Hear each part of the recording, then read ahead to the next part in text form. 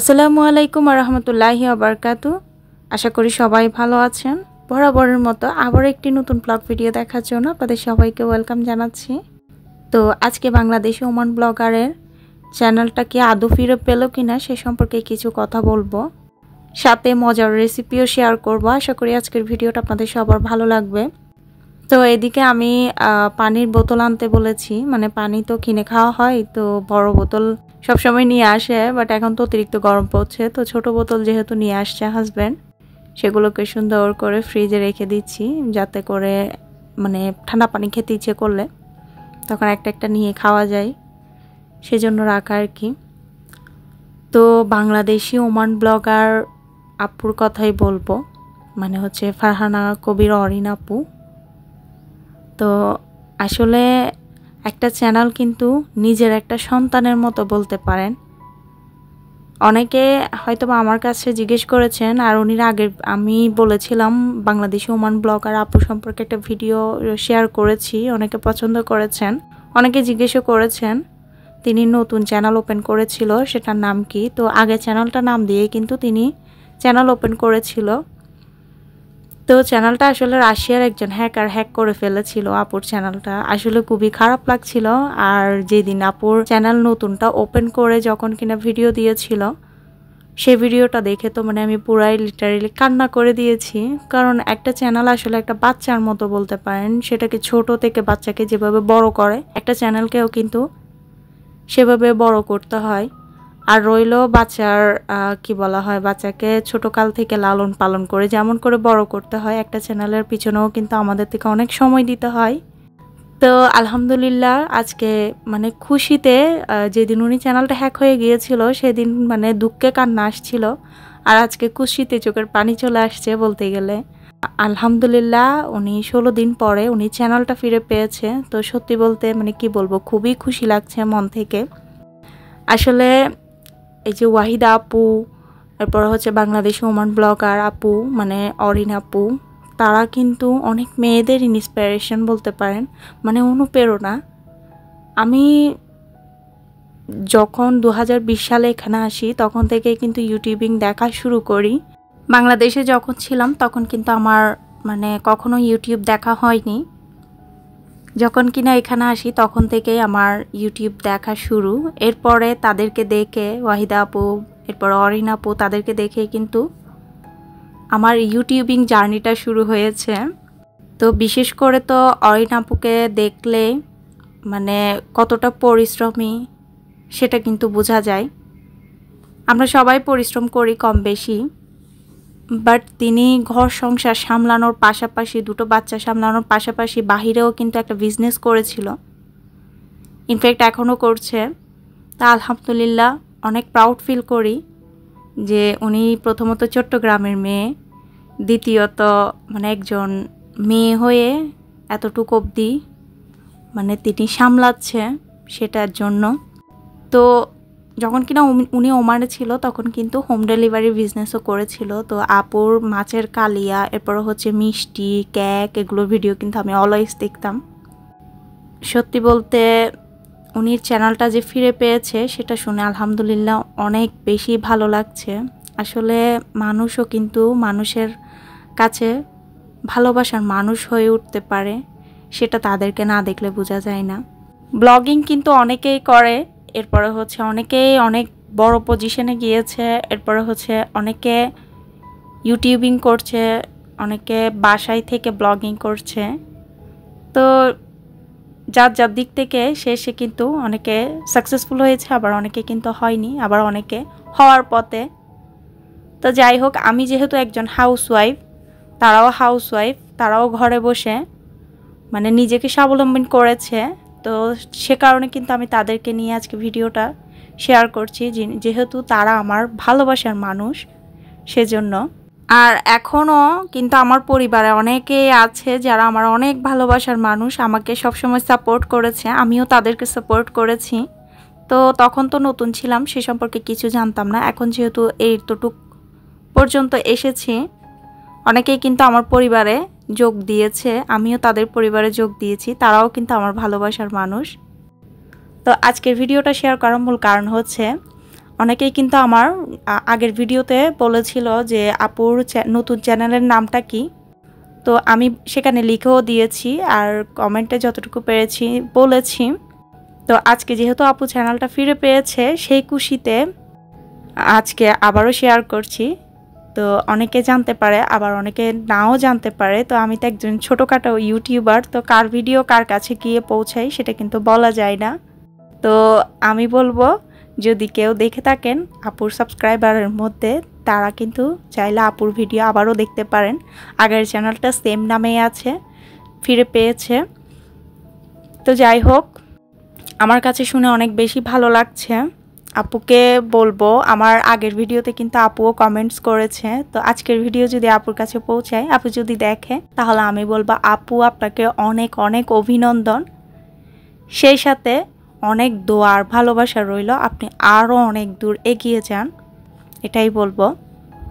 তো কথা তো অনেক বললাম, এখন আপনাদের সাথে যে রেসিপিটা শেয়ার করব বলেছি সেটা একটু শেয়ার করি। আমি আজকে ফিশ বিরিয়ানি তৈরি করছি। আমাদের দেশে কিন্তু এই ফিশ বিরিয়ানিটা কখনো খাওয়া হয়নি। অনেকে ভাবতে পারে যে মাছের বিরিয়ানি আবার কেমন হবে।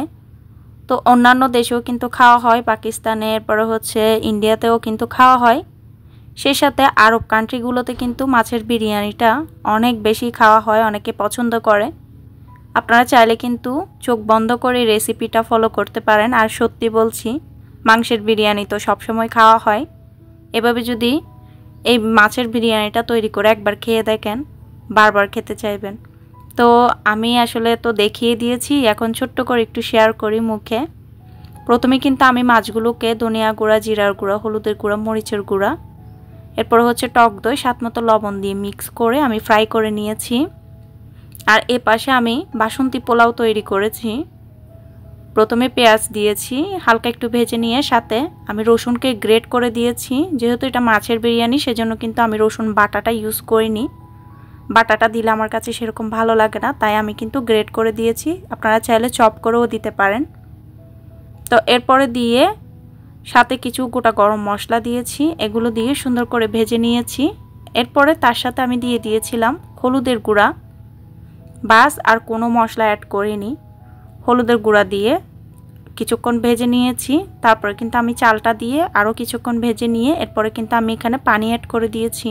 চালের ডাবল পরিমাণ পানি কিন্তু ইউজ করেছি, আপনারা চাল বুঝে পানিটা ইউজ করবেন। এরপরে আমি স্বাদমতো লবণ দিয়ে দিয়েছি, তারপরে টমেটো কুচি আর দিয়ে দিয়েছি হচ্ছে কাঁচামরিচ। তো কাঁচামরিচগুলো গোটা গোটাতেই দিয়েছি, ভেঙেও দিইনি বা কেটেও দিইনি, এখানে ঝালের কোনো প্রয়োজন নাই। যারা খেতে চান তারা খাওয়ার সময় কাঁচামরিচগুলো একটু ভাতের সাথে ডলে খাবেন, কতটা টেস্ট লাগে সেটা খেলেই বুঝতে পারবেন। তো এখানে দেখেন মাছগুলোকে আমি ভেজে নিয়েছি, আর এগুলো কিন্তু পুড়ে যায়নি, ভিডিওতে এমনটাই লাগছে আর কি। তো বেশি ভাজারও দরকার নাই। আমি এখানে সুরমা মাছ দিয়ে তৈরি করেছি, আপনারা চাইলে যে কোনো মাছ দিয়ে তৈরি করতে পারেন। শুধু একটা জিনিস হবে, মানে অন্যান্য কোনো মাছ দিয়ে তৈরি করলে এক এক মাছের টেস্ট তো এক এক রকম, তো মাছের উপরে ডিপেন্ডস করে টেস্টটা আসবে। আর আমি বলবো পার্সোনালি, সুরমা মাছ যদি খেয়ে থাকেন, যারা যারা খান তারা সুরমা মাছটা দিয়ে ট্রাই করবেন। তো এই তো আমি বাসন্তী পোলাওটা অন্য চুলায় বসিয়ে দিয়েছি, এটা হতে আছে। আর পাশের চুলায় আমি মাছটাকে রান্না করে নিচ্ছি। দেখতেই পাচ্ছেন, প্রথমে তেল দিয়েছি, মাছ ভাজার যে তেলটা ছিল সেটার সাথে আরও কিছু তেল অ্যাড করে দিয়েছি। এরপরে বেশি করে পেঁয়াজকে চপ করে দিতে হবে। তারপর অল্প করে রসুনকে গ্রেট করে দিয়েছি, সাথে দিয়েছি দুটো তেজপাতা, ছোট্ট এক টুকরো দারুচিনি, দুটো এলাচ, বাস আর কোনো কিছু দেওয়া যাবে না যেহেতু এটা ফিশ বিরিয়ানি, সেজন্য। এরপর এখানে আমি লবণ দিয়ে এগুলোকে একটু ভেজে সুন্দর করে আমি কষিয়ে নিব। আর এর পাশে দেখেন ভাতটা কিন্তু একদম ঝরঝর অবস্থাতে আছে, তো পানি বুঝে শুনে একটু দিবেন, এতে করে কিন্তু চালটা সুন্দর হবে। আর বাসমতি চাল বলতে গেলে সব সময় যদি বাসমতি চাল দিয়ে আপনারা ট্রাই করেন বা রান্না করেন, সব সময় কিন্তু বাসমতি চালটাকে কমপক্ষে 30 মিনিটের জন্য ভিজিয়ে রাখবেন। তা না হলে দেখা যায় চালের টেস্টটাও পাওয়া যায় না ভালো মতন, সেই সাথে কিন্তু খেতেও ভালো লাগে না, লম্বাটেও হয় না। তো এই তো সেটা আমি ছোট করে দিয়ে বসিয়ে রেখেছি। আর এ পাশে আমি মাছটা তৈরি করে নিচ্ছি বা রান্না করে নিচ্ছি। পেঁয়াজ, রসুন টসুন সব কিছুকে কষিয়ে সাথে কিন্তু আমি টমেটোও কুচি করে দিয়ে দিয়েছি। টমেটোটাকেও কিন্তু আমি ভালো করে রান্না করে নিয়েছি। এখন আমি এখানে অ্যাড করে দিচ্ছি ধনিয়া গুঁড়া, জিরার গুঁড়া, মিক্স মশলা থাকলে দিবেন, না থাকলে স্কিপ করতে পারেন। হলুদের গুঁড়া, মরিচের গুঁড়া বেশি পরিমাণে দেওয়া যাবে না, খুবই অল্প অল্প দিতে হবে। এখানে আমি কিন্তু 2টো তেজপাতা, 1 টুকরো দারুচিনি, 2টো মতন এলাচ দিয়েছি। তো আগে বলেছি, আবারও বলে দিচ্ছি আর কি। আমি সেখানে অল্প করে পানি দিয়ে স্বাদ মতো লবণ আর দিয়ে দিয়েছি গোটা কাঁচামরিচ। পরে দিয়ে দিচ্ছি হচ্ছে টক দইকে ফেটিয়ে। তো মশলাটাকে প্রথমে কষিয়ে নেবেন, তারপরে টক দইটা ইউজ করবেন, আর অবশ্যই দইটাকে ফেটিয়ে দিবেন। যদি ডিরেক্টলি দেওয়া হয় দেখা যায় কি মশলাটা মানে দানাদার হয়ে যায়, তো এক্ষেত্রে ভালোও লাগে না দেখতে, খেতেও তেমনটা ভালো লাগে না আর কি। দই সবসময় দিয়ে মাছে দেন বা মাংসে দেন, চুলাটা ছোট করে দিয়ে তারপরে নেড়ে চেড়ে কিছুক্ষণ কষিয়ে নেবেন, এতে করে দইটা মশলার সাথে ভালো করে মিক্স হয়ে যাবে। তো মশলাটা ভালো করে কষিয়ে নিয়েছি। এখন কিন্তু আমি ভাজা মাছগুলো দিয়ে দিচ্ছি, আর রান্নাটা কিন্তু এখনও শেষ হয়নি। মাছগুলোকে দিয়ে আমি সেখানে অ্যাড করে দিব হচ্ছে গরম পানি। তো পানির পরিমাণটা বেশি দিব না, অল্প করে গ্রেভি রাখবো। এখন পানিটা দিয়ে সুন্দর করে কিছুক্ষণ নেড়ে চেড়ে আমি ঢাকনা দিয়ে ঢেকে দিব, যাতে করে মাছটা সুন্দরভাবে রান্না হয়ে যায়। আর রান্না হওয়ার পরে দেখতেই পাবেন উপরে কতটা সুন্দর একটা কালার আসে। তো ভিডিওর এই পর্যায়ে এসে পুরনো কথাটা একটু মনে করিয়ে দিই, প্লিজ যারা যারা একটি লাইক করতে ভুলে গিয়েছেন দয়া করে একটি লাইক করে দিবেন। আর যারা যারা এতক্ষণ পর্যন্ত ধৈর্য সহকারে আমার সাথেই ছিলেন তাদেরকে মন থেকে অসংখ্য ধন্যবাদ জানাই। যারা সবসময় আমাকে সাপোর্ট করে যাচ্ছেন তাদেরকেও অনেক ভালোবাসা।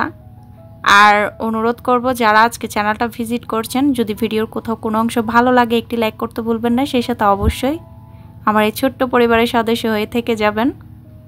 তো এই তো দেখেন কি সুন্দর করে মাছটা হয়ে গেছে। পানি দিয়ে কিন্তু আমি নেড়ে চেড়ে এটাকে রান্না করে নিয়েছি, আর আমি আর বেশি গ্রেভি রাখবো না, এতটুকুতেই ডান। এখন আমি যেটা করব সেটা হচ্ছে মাছটাকে আমি চুলা থেকে নামিয়ে নিব। তারপর আমি যে ভাতটা রান্না করে রেখেছিলাম সেটাই নিয়ে নিয়েছি দেখেন। তো ভাতটা কিন্তু 95% মতো হয়ে গেছে, আর 5%টা আমি দমে দিব। তাই তো আমি মাছগুলোকে উপরের দিকে বসিয়ে দিচ্ছি, আর ভাতের মধ্যে কিন্তু হালকা করে একটু চিনি দিয়েছিলাম, যেহেতু বাসন্তী পোলাও হালকা একটু চিনি দিলে ভালো লাগে। তো মাছটা দিয়ে আমি উপরের দিকে একটু একটু গ্রেভি দিচ্ছি, সম্পূর্ণ গ্রেভিটা দিব না, যদি মন চায় তাহলে আলাদা পাত্র থেকে নিয়ে খাওয়া যাবে। এখন গ্রেভিটা দিয়ে আমি সুন্দর করে উপরের দিকে দিয়ে দিব হচ্ছে পেঁয়াজ বেরেস্তা। আলাদা চুলায় কিন্তু পাশের চুলায় আর কি আমি পেঁয়াজ বেরেস্তা করে নিয়েছি, সেই সাথে পেঁয়াজ বেরেস্তার যে তেলটা থাকে আমি সেটাই দিয়ে দিব। পোলাওটা কিন্তু আমি রান্না করেছি ঘি দিয়ে, হয়তোবা তেল বলেছি কিনা জানি না, নাকি ঘি বলেছি। আসলে ভিডিওতে ভয়েস দিতে গেলে অনেক ভুল ত্রুটি হয়, দয়া করে প্লিজ সবাই ক্ষমা সুন্দর দৃষ্টিতে দেখবেন। তো এই তো মাছটা দিয়ে পেঁয়াজ বেরেস্তা তেল সহ দিয়ে 10 মিনিট মতো দমে রেখেছি। এরপরে দেখেন নামিয়ে নিয়েছি, কতটা সুন্দর লাগছে, খেতেও কিন্তু অসম্ভব মজা হয়। আর শেষের দিকে খাচ্ছিলাম হচ্ছে আমের ভর্তা।